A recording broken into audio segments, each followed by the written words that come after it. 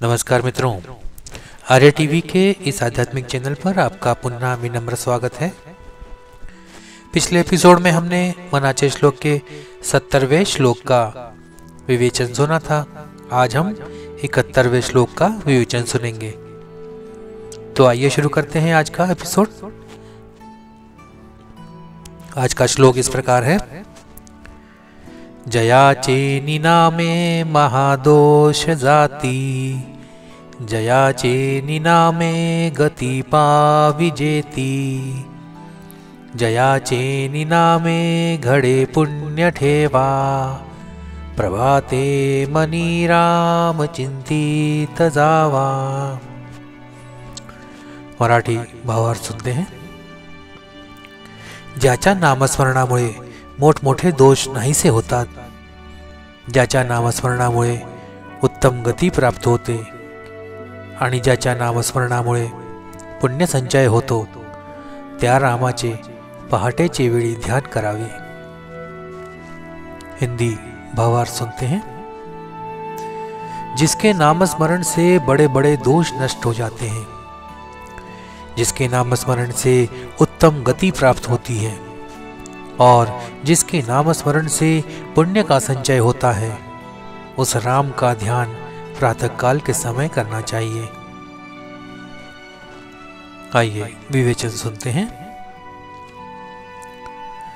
श्लोक की इन 4 पंक्तियों में नामस्मरण के 4 प्रमुख लाभों का उल्लेख किया गया है।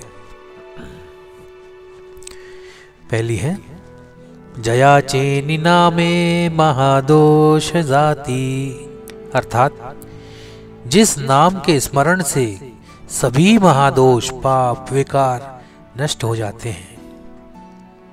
जयाचे निनामे गति पाविजेति, जिस नाम के कारण जीव मोक्ष और उच्चतर गति को प्राप्त करता है। जयाचे निनामे घड़े पुण्य ठेवा, जिस नाम के स्मरण से पुण्य का संग्रह होता है।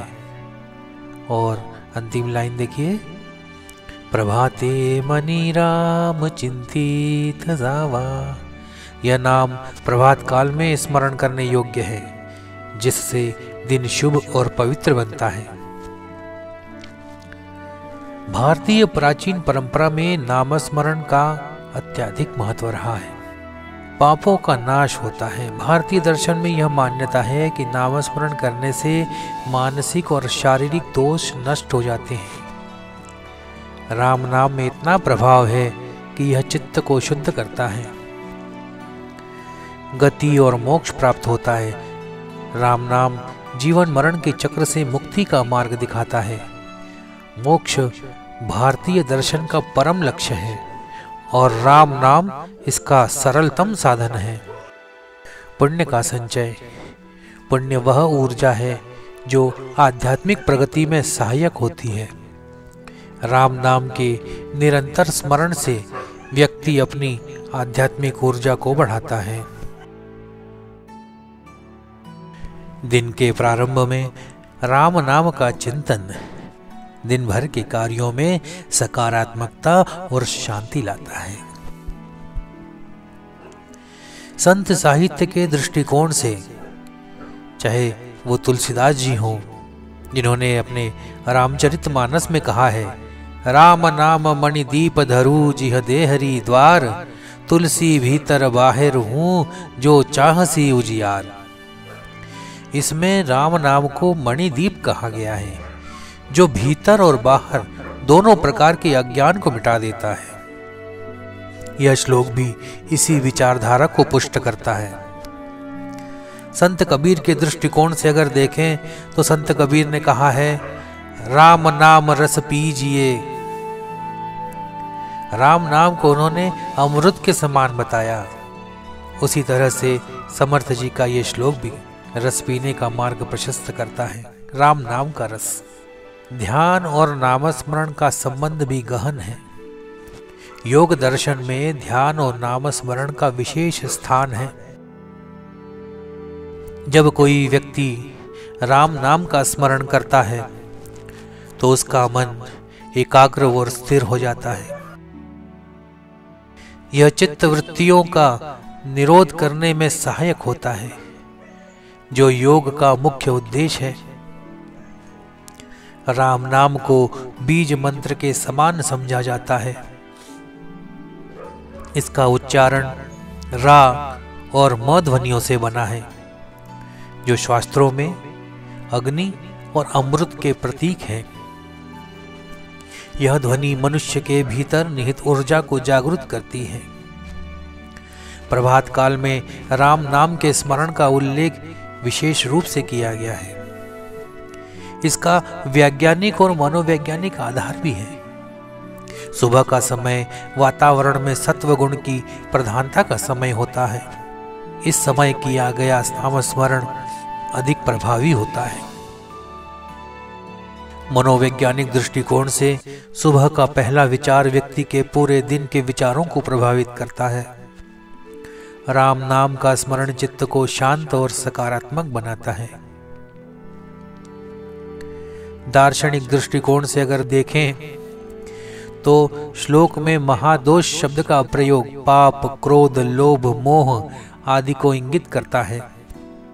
जब व्यक्ति राम नाम का स्मरण करता है तो उसकी चेतना शुद्ध होती है। यह दोष केवल बाहरी नहीं बल्कि आंतरिक भी होते हैं। नाम स्मरण से पुण्य संचय होता है। जो पुण्य जमा होता है वह आत्मा को उन्नति की ओर ले जाता है। यह पुण्य जीवन के हर क्षेत्र में संतुलन और सफलता लाता है। आज के समय में जब लोग तनाव और चिंता से ग्रस्त हैं, नाम स्मरण एक सरल और प्रभावी उपाय है। वर्तमान युग में भी ये उतना ही प्रासंगिक है। व्यस्त जीवन शैली में आध्यात्मिकता को बनाए रखने के लिए नाम स्मरण सरल है। राम नाम का जप ध्यान और मनोविज्ञान के लिए उपयोगी है। प्रभात काल में राम नाम का स्मरण व्यक्ति को दिन भर सकारात्मक बनाए रखता है।